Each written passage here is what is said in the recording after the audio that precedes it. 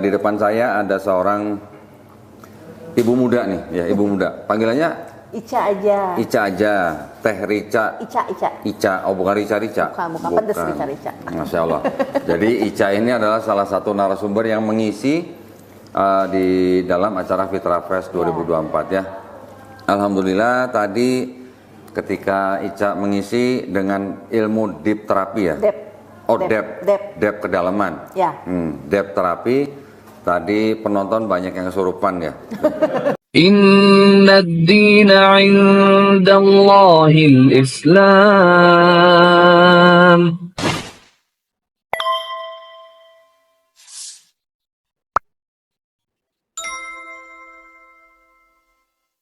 Bismillahirrahmanirrahim.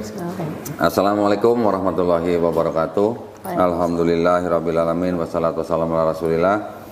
Senang sekali sekarang saya masih berada di sebuah event yang keren, yaitu Fitra Fest 2024 yang diadakan di Piset Square Bandung ya, dari tanggal hari ini 13 sampai besok 14 September 2024. Alhamdulillah hari ini sudah sebentar lagi penutupan dan kami bersyukur tidak ada halangan yang berarti ya.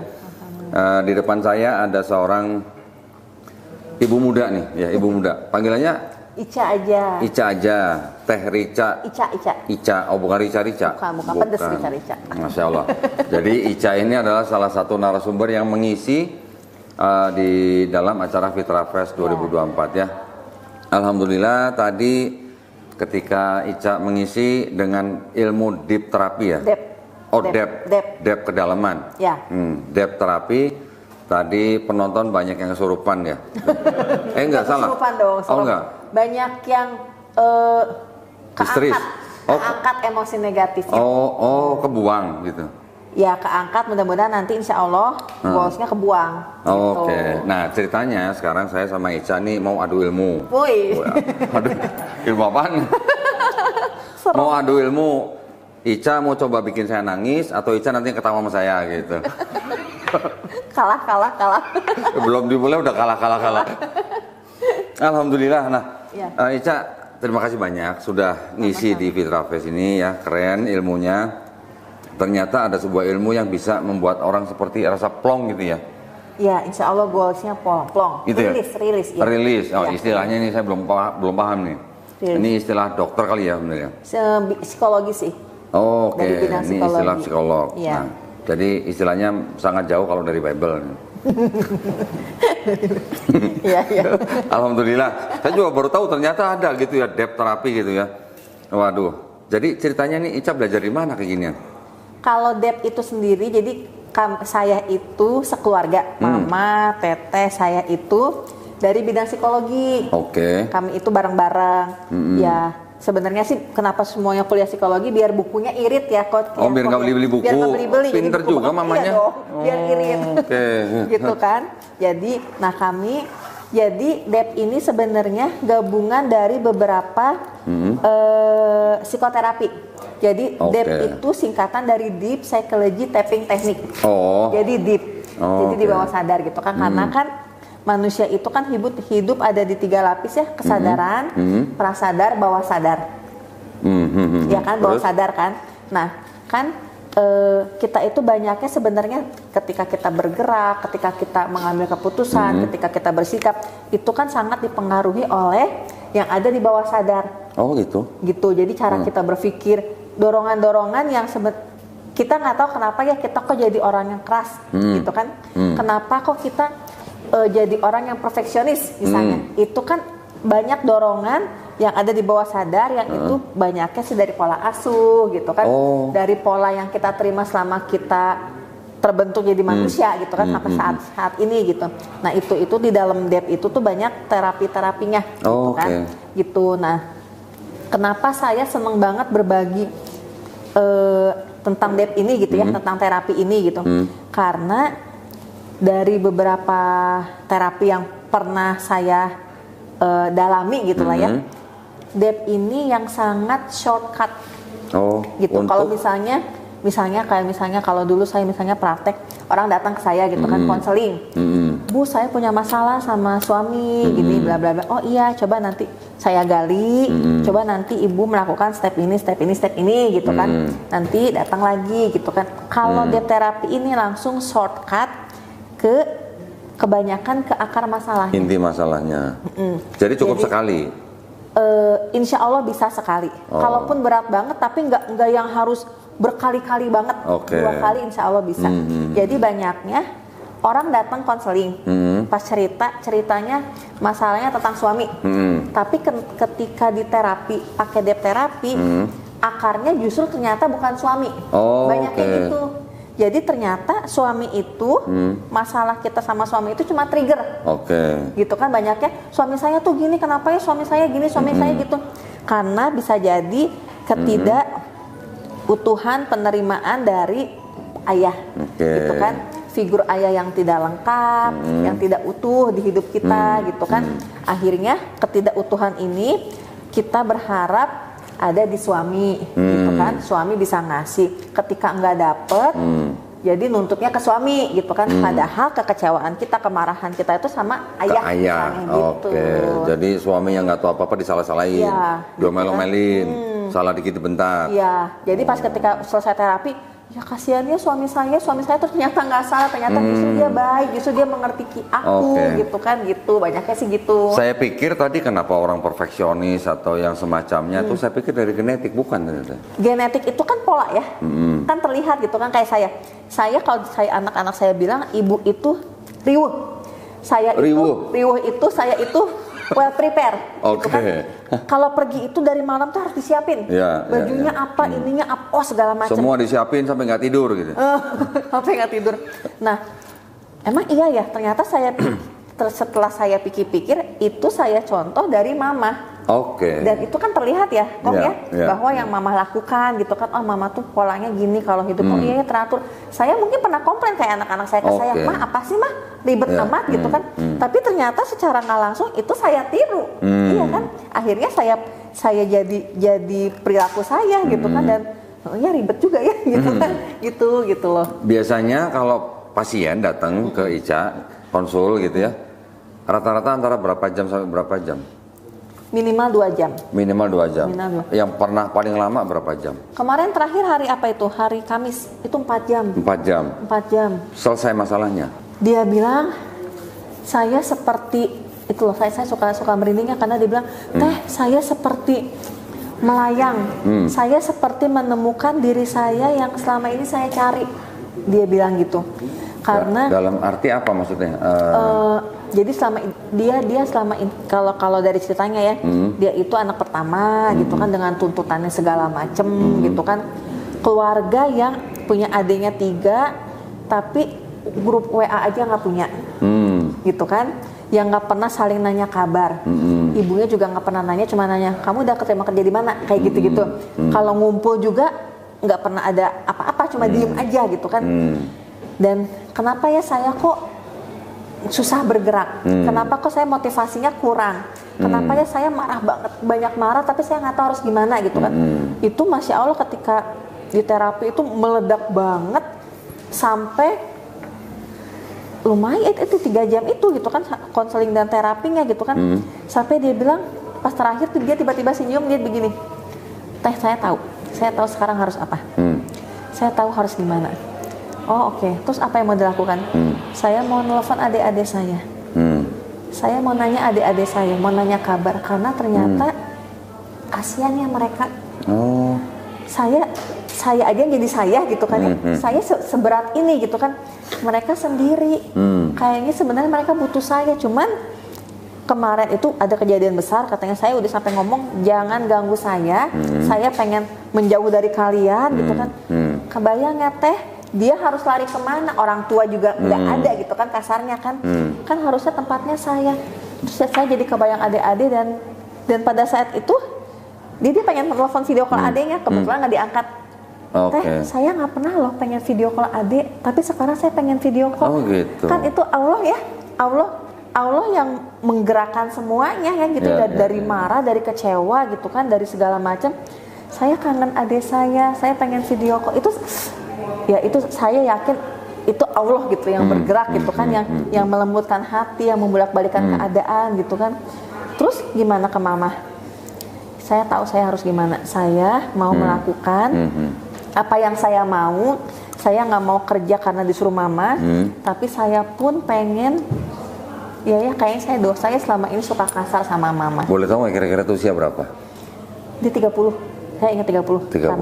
Karena itulah, kalau dia orang Padang, karena kalau di Padang itu kan pas di terapi dia ngomong gini, "Pah, udah jangan jodohin saya sama semua laki-laki. Oh. Saya capek." Iya, memang saya jadi di kampungnya dianggapnya tua. Oke. Udah perawan tua, tapi kan Ya. saya juga kan bisa nyari sendiri, saya tuh capek. Jadi nggak pernah mau pulang kayak gitu-gitu kan. Terus pas kasihan ya. Pas terakhir kebayangnya kalau mama papa saya udah tua dengan kondisi anak-anaknya yang masih jauh dari Ya, orang tuanya. ya. Mereka mau gimana? Nah, akhirnya kan dari yang marahnya besar selesai turun sampai muncul kasihan. Kasihannya kebayangnya orang tua saya. Dia yang merem tapi yang tadi senyum-senyum. Saya tahu harus gimana sekarang. Saya tahu teh. Itu orangnya ngomong sambil merem gitu? Kalau terapi lagi sambil merem. Tetap komunikasi dengan Ica? Nah, jadi DEP ini selama proses terapi ini si klien itu akan dalam keadaan sadar. Oke. Jadi dia apapun yang diomongin, apapun emosi yang keluar gitu kan, mau meledak-meledak kayak tadi gitu kan meledak, tapi dia tahu kok yang dilakukan apa. Tapi dia merem? Tapi dia merem. Kenapa harus merem? Karena ketika merem, Kenapa nggak ditutup matanya aja daripada merem? kayak diculik. Iya, sih, iya kan, maksudnya, kan diinterogasi gitu. Tapi kalau merem, kadang gini, kalau misalnya kita gitu ya, lagi diam, lagi bengong, kan suka tiba-tiba keinget apa, Iya. tiba-tiba ada film apa gitu ya. Iya, Ya. iya. Nah itu kan sebenarnya masuk ke bawah sadar Oh. kita. Ditambah dengan terapi, mengangkat akar masalah, emosinya diselesaikan. Karena banyak orang yang ketika emosi, cuma sekedar nangis.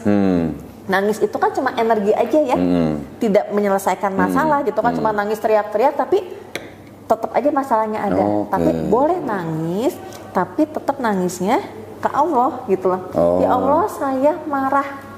Ini berarti depth terapi Islami berarti ya?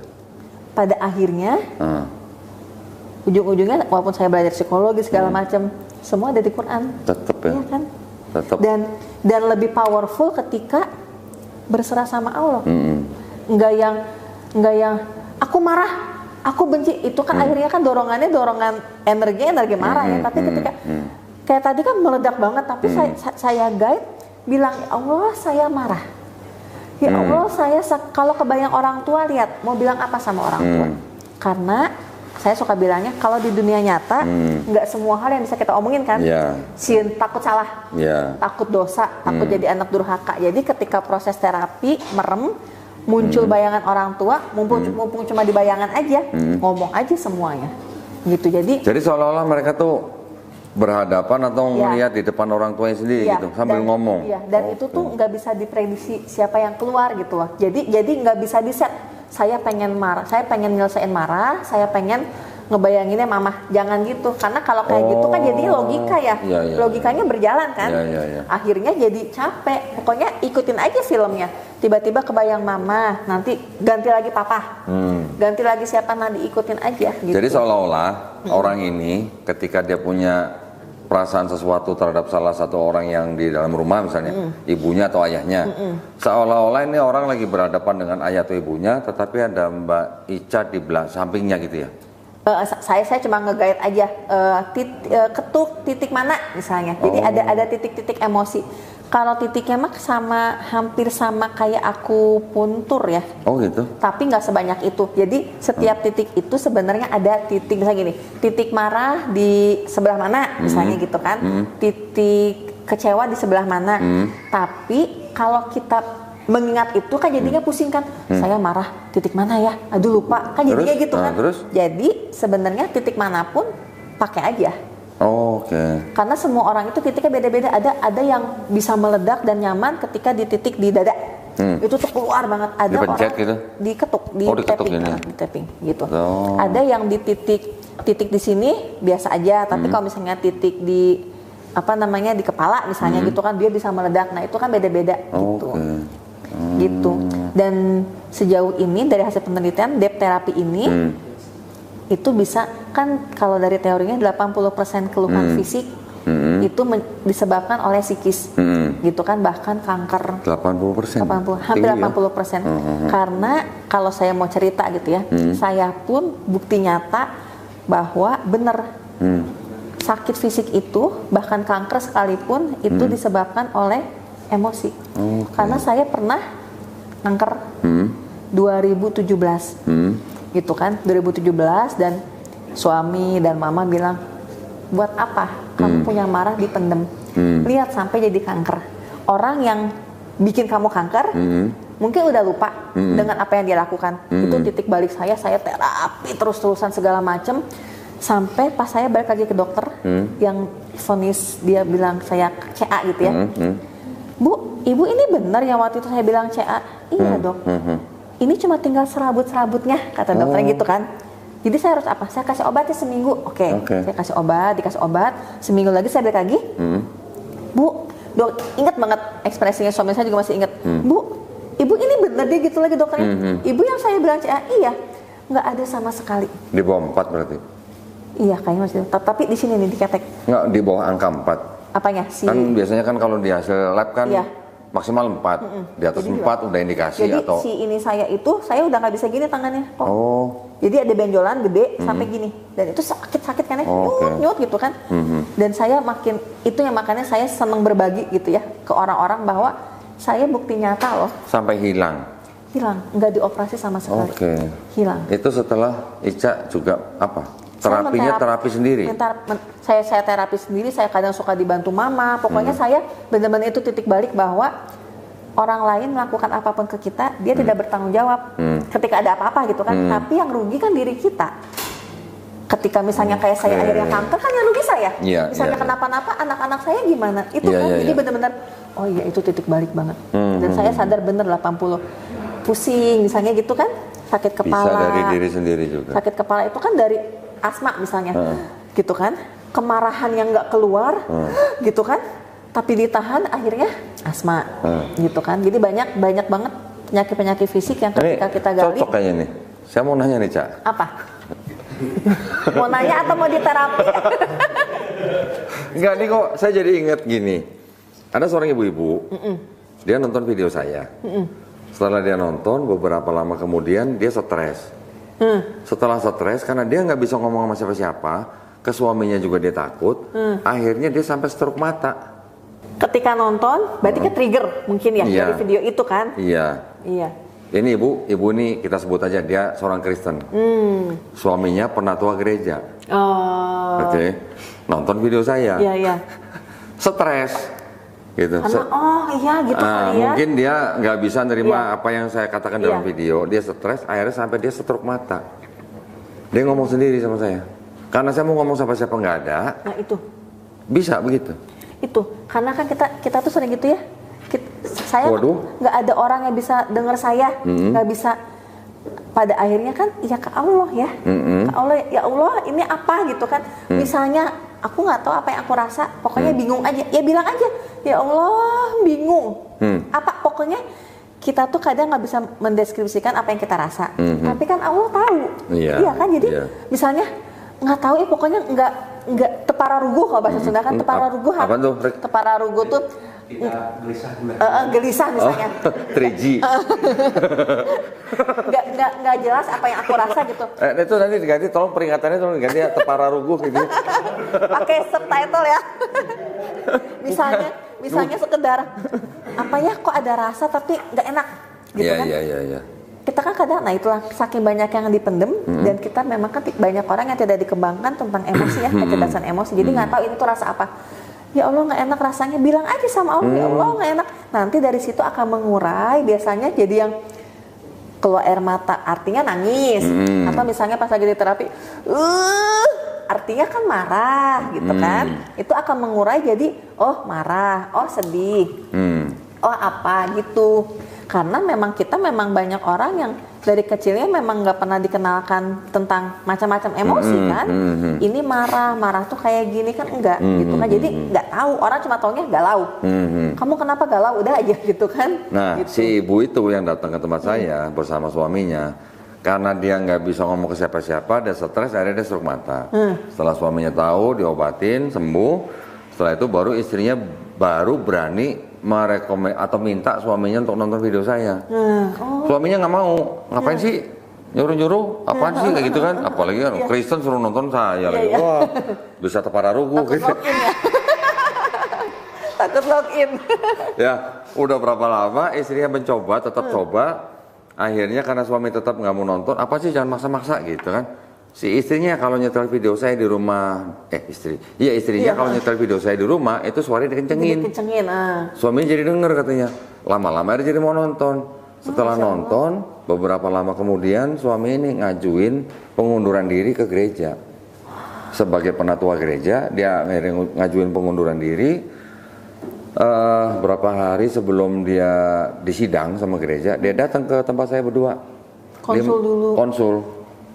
Ya, waktu pertama datang konsul, mereka sudah menerima. Akhirnya mereka cuma bilang, oke, kami akan bersahadat setelah saya disidang sama gereja. Ya, itu tanggal 25 Agustus ya? 25 Agustus ya?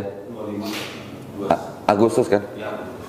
Iya, 25 Agustus. 29 Agustus hari pernikahan mereka, hari perkawinan mereka, ulang tahun perkawinan mereka, datang lagi berdua syahadat.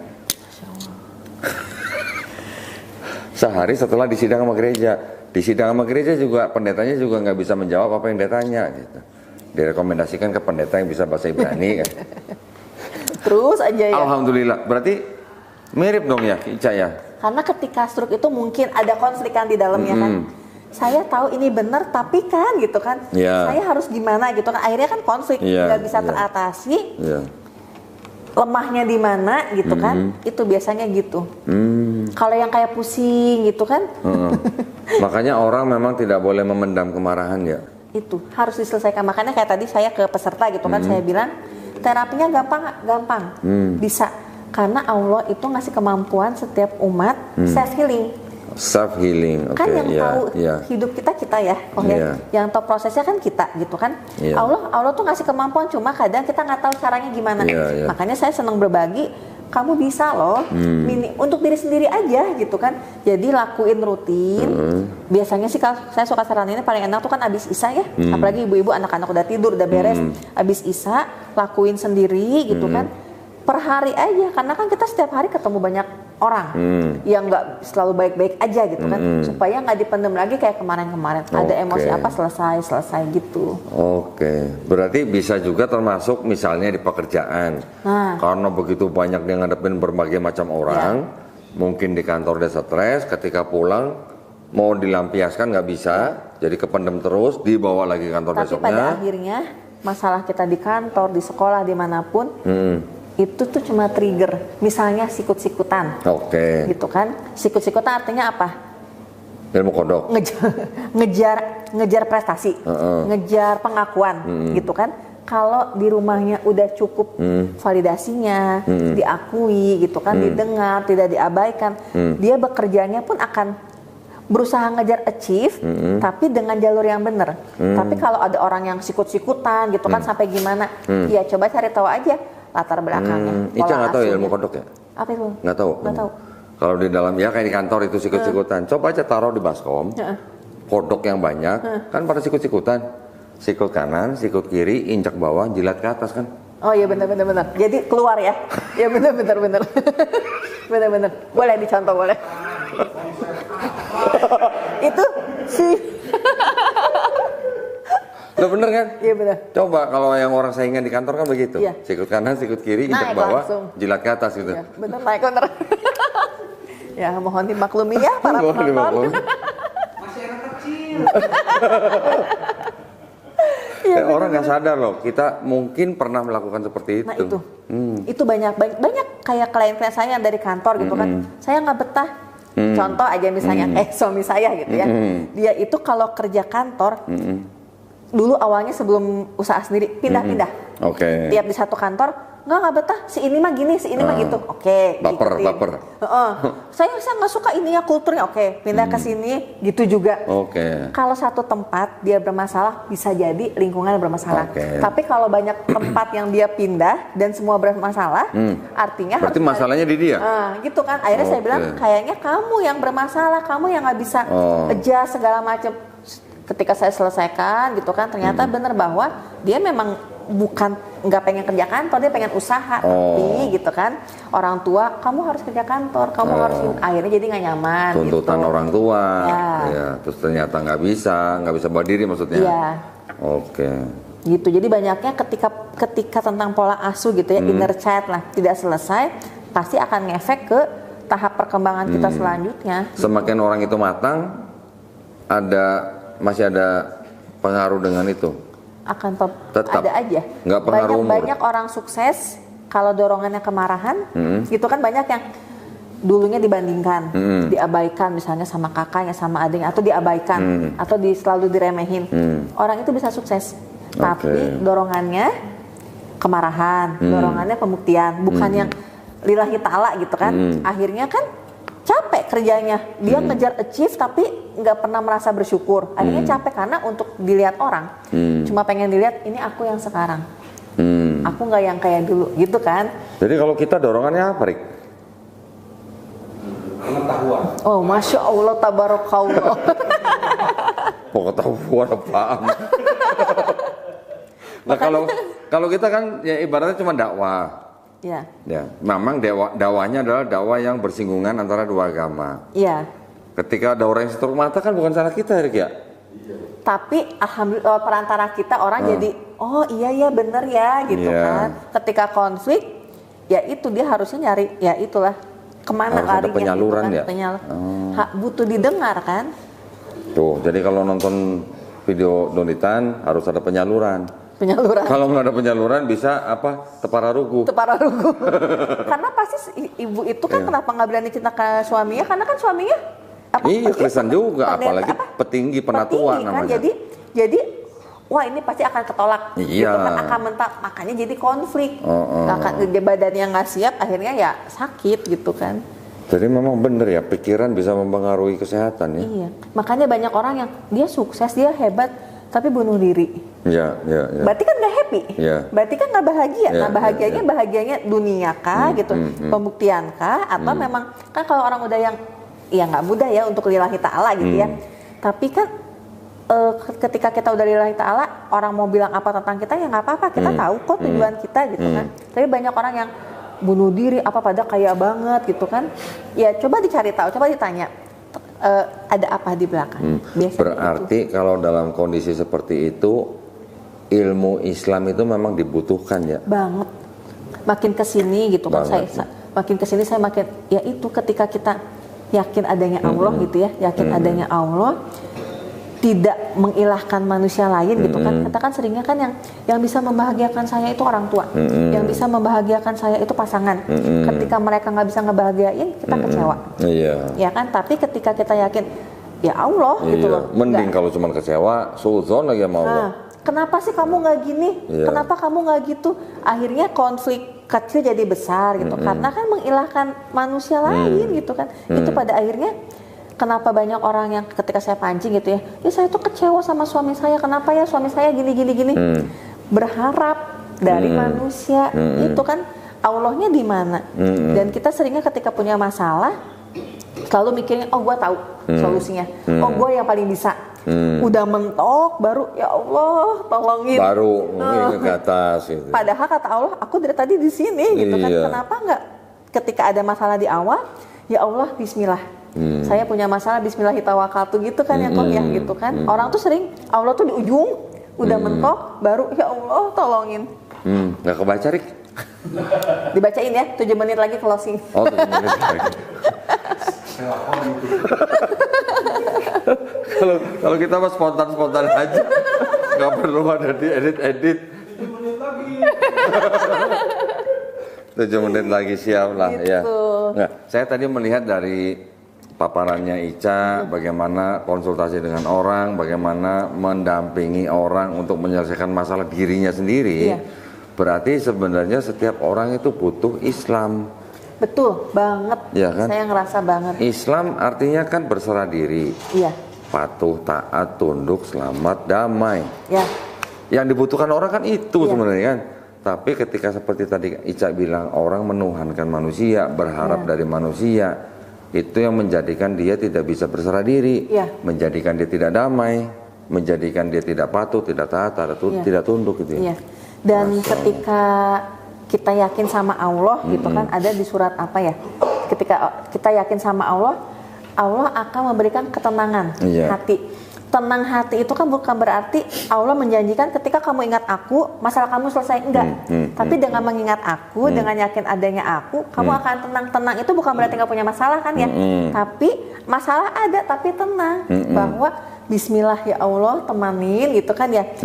Enggak panik, enggak jelas gitu kan. Karena yakin sama Allah. Ya Allah, ini ujian darimu, ini darimu, insya Allah saya menyelesaikan, karena akan ya balik lagi sama Allah gitu kan. Dan saya suka bilangnya di Al-Insyirah ya, yang 2 kali diucapkan, Innama al-yusri yusra gitu kan. Allah meyakinkan banget di balik kesulitan pasti ada kemudahan. Itu sampai diulang 2 kali, artinya kurang apa Allah meyakinkan bahwa aku gitu kan, ada aku, coba ke aku, jangan menghilangkan yang lain gitu kan.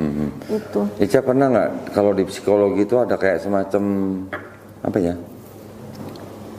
Manusia ini kan butuh darah dan oksigen. 80% dari tubuh kita ini kan dari air. Otak kita kan juga butuh darah, butuh oksigen. Ini saya belajar dari Dr. Aisyah Dahlan. Kata Dr. Aisyah Dahlan, otak manusia itu yang bagian paling atas ini tidak mudah mendapatkan darah dan oksigen. Kalau mau mudah, sujud. Benar. Ada di psikologi itu? Nggak ada. Nggak diajarin ya? Kalau di psikologi nggak ada. Tapi memang kalau saya tahunya semakin punya masalah, kalau punya masalah semakin masalah kita semakin turun, semakin sujud. Ya kan Allah Subhanahu wa Ta'ala juga sendiri memerintahkan kita untuk sholat supaya apa? Untuk mengingat aku. Ya kalau kita sholat mengingat Allah kan pasti kita tenang ya. Dan orang seringnya sujud, berserah, memohon itu ketika udah mentok ya, kayak tadi lagi baru ya Allah tolongin ya Allah, aku udah gini. Nah, saya pengen nanya nih Ica, dari kebanyakan tamu atau pasiennya ke Ica, itu lebih banyak mana? Yang muslim kah atau yang bukan muslim? Banyaknya muslim. Banyaknya muslim. Kira-kira berapa persen? 80%? 80% lah, tapi ya muslim. Muslim ya, oke. Dari pasien yang muslim itu, kira-kira Ica pernah survei nggak? Gimana Bu, sholatnya lancar gitu? Itu. Pernah? Nggak survei kayak gitu, tapi ya itu parameternya ketika masih merasa dia yang bisa menyelesaikan masalah, itu kan? Itu. Kalau saya nanya sholatnya gimana, enggak sih? Kenapa enggak? Harusnya nanya ya? Iya. Iya, nanya ya. Siapa tahu loh. Karena kuncinya dari sholat ya. Iya, benar-benar. Kalau dia sholatnya bolong-bolong atau mungkin nggak pernah sholat, ya itu yang membuat dia jadi lebih gampang dapat masalah atau merasakan masalah itu. Iya, karena nggak dekat sama Allah. Betul, karena tapi kalau dia sholatnya rajin, nggak pernah bolong, ada sesuatu nih gitu. Iya. Apa jangan-jangan yang datang memang pada sholatnya bolong-bolong semua kali? Bisa jadi ya. Bisa jadi. Ya yang sholatnya rajin-rajin mungkin nggak jadi kan nggak kena masalah gitu. Sholatnya kalau udah punya masalah, ya kan banyak kayak gitu ya. Kalau udah punya masalah, udah mentok, rajin sholat, rajin puasa. Kalau udah happy, nggak lagi ya. Ya bener. Tapi itu benar. Siapa tahu loh ya. Saya mau coba benar-benar. Tapi benar-benar. Jadi itu jadi lebih mempermudah pekerjaan saya ya. Dengan pertanyaan itu kan jadi saya tahu ya. Oh ini orangnya gini. Bener. Siapa tahu kan. Nanti Ica, coba Bu sholatnya benerin. Iya. Insya Allah saya yakin, karena apa? Karena Allah SWT memerintahkan manusia sholat, pasti kan ada tujuannya. Dan yang butuh sholat itu kan bukan Allah, tapi kan manusianya itu. Ketika dia sholat, pasti dia punya sesuatu yang lebih kuat untuk menghadapi masalah. Iya, tapi benar ketika punya masalah pun, ketika diawali dengan zikir aja, jadi yang lega, tenang, dan tahu saya harus apa, gimana. Iya benar. Iya. Alhamdulillah. Akhirnya ada yang nyambung sama Ica. Dari tadi nggak nyambung. Iya benar-benar. Itu ya. Udah 7 menit belum ya? Sudah ya? Udah lebih. Udah kayaknya. 2 menit ya. Udah kita tutup ya. Kalau gitu terima kasih banyak nih Ica nih. Terima kasih juga. Saya dapat ilmu banyak nih dari Ica nih. Ya. Siapa tahu ya nanti kita bisa kolaborasi lagi. Karena gini, saya melihat tadi yang depth terapi itu, siapa tahu bisa diterapkan kepada mualaf-mualaf.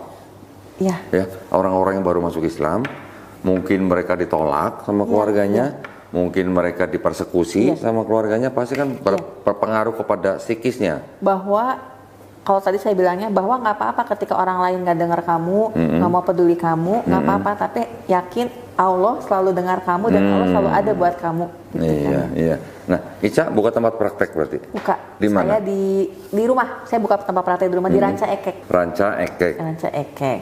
Nomor nggak perlu atau nggak boleh sebutin? Boleh. Nanti ada di bio ini aja di Instagram saya. Oh, di IG. Ada nomor admin. Nah, Oke. nanti bisa nomor IG-nya apa alamatnya? IG-nya garlica.maulidia. Garlica.maulidia. Boleh di follow ya. Dot empeng, enggak? Empeng. Ya, alhamdulillah. Mudah-mudahan nanti penonton misalnya yang punya masalah bisa menghubungi Ya, Ica insya ya. Allah, insya Allah. Ya, siapa tahu bisa dibantu gitu ya. Alhamdulillah, mudah-mudahan terima kasih sama-sama. sudah diizinin saya dikasih kesempatan ngisi acara di Fitra Fest. Masya Allah, Alhamdulillah. kami yang terima kasih ya. Kalau nggak ada Ica, saya mungkin belum pernah lihat tadi orang begitu tuh. Oh, seperti disetir gitu. dan Masya Allahnya saya sangat appreciate itu banyak bapak-bapak laki-laki yang ikutan. Oh, ikut ya? Karena laki-laki itu kan identiknya susah disentuh Iya, hatinya. Dan iya. ada bapak-bapak beberapa ya, Masya Allah itu yang oh alhamdulillah ya Allah gitu. Coba ya nanti ya saya. Kok Tapi jangan direkam. Enak aja. langsung followersnya ya kan? Enak aja. Ntar kalau gua nangis-nangis gerung-gerung, waduh. Langsung viral Ntar dipotong-potong videonya gitu di takutnya. TikTok. Baik, alhamdulillah sekali lagi terima kasih. Terima Barakallahu kasih. fikum, Ica ya. Mudah-mudahan ilmunya bermanfaat buat Amin, yang Allahumma menonton amin, ya. Allahumma. Dan juga mudah-mudahan dilindungi dan dirahmati Allah Subhanahu wa taala, suami dan anak-anak tercinta. Terima kasih banyak sekali lagi buat para pemirsa. Terima kasih juga atas perhatiannya. Mudah-mudahan membawa inspirasi dan membawa manfaat. Barakallahu fikum. Akhir kata wabillahi taufiq wal hidayah. Wassalamualaikum warahmatullahi wabarakatuh. Terima kasih banyak Ica ya. Alhamdulillah.